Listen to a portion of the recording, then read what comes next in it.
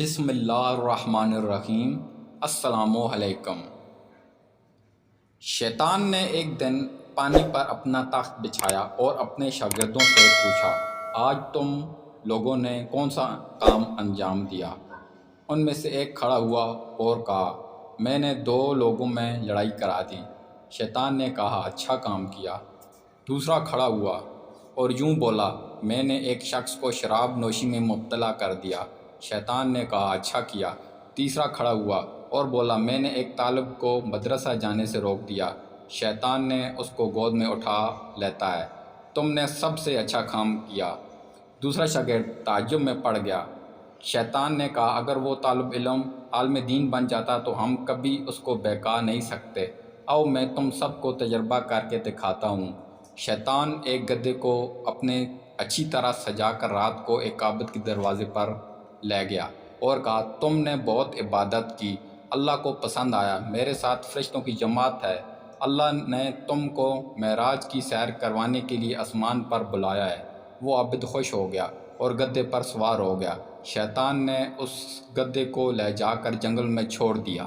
وہ عابد رات بھر جنگل میں پھرتا رہا۔ صبح ہوئی تو معلوم ہوا کہ شیطان نے اسے دھوکہ دیا ہے۔ پھر وہ شیطان اپنے شاگردوں کو لے کر گدھے کے ساتھ ایک عالم دین کے دروازے پر پہنچا اور دستک دی۔ اندر سے آواز آئی، کون ہے؟ شیطان نے کہا، آپ نے دین کا علم حاصل کیا، عبادت کی، لوگوں کو نیک راہ بتائی، اللہ کو پسند آیا، اس لیے آپ کو معراج کی سیر کے لیے آسمان پر بلایا ہے۔ عالم دین نے کہا، تم شیطان ہو، مجھے دھوکہ دینا چاہتے ہو۔ ہمارے نبی صلی اللہ علیہ وآلہ وسلم کو آسمان پر بلا کر معراج کی سیر کروائی، وہ بھی آخری بار۔ اب قیامت تک اللہ تبارک و تعالیٰ کسی انسان کو آسمان پر بلا کر معراج کی سیر نہیں کروائے گا۔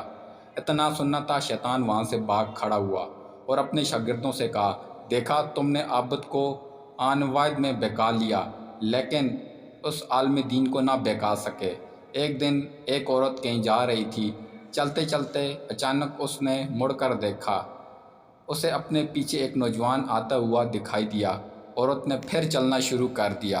تھوڑی دور جا کر اس نے پھر مڑ کر دیکھا تو وہی نوجوان اسے اپنے پیچھے آتا ہوا دکھائی دیا۔ اس عورت نے اس نوجوان سے پوچھا کہ تو کس لیے میرے پیچھے پیچھے چلا آ رہا ہے؟ اس نے جواب دیا، اس لیے کہ تو میرا دل چھین کر لے گئی ہے۔ اس عورت نے پوچھا، تو میری کس چیز پر عاشق ہے اور تو نے میری کون سی جگہ دیکھی؟ نوجوان نے کہا، تیری آنکھیں، میں نے ان کو دیکھا تو میرا دل ان کی طرف کھینچا چلا گیا۔ عورت نے اس کی بات سنی اور اپنے گھر چلی گئی اور وہ نوجوان اس کے دروازے پر بیٹھ گیا۔ تھوڑی دیر گزری ہوگی کہ خادمہ ایک تھال لے کر باہر آئی۔ اس نوجوان نے تھال میں دیکھا تو اس میں اس کی آنکھیں پڑی تھیں جنہیں اس نے نکال دیا تھا۔ اس نے خادمہ سے پوچھا، یہ کیا ہے؟ اس نے کہا، یہ مالکن کی آنکھیں ہیں، جو اس نے یہ کہہ کر نکال دی ہیں، جن آنکھوں کو غیر محرم دیکھتا ہے میں انہیں اپنے سر پر نہیں رہنے دوں گی۔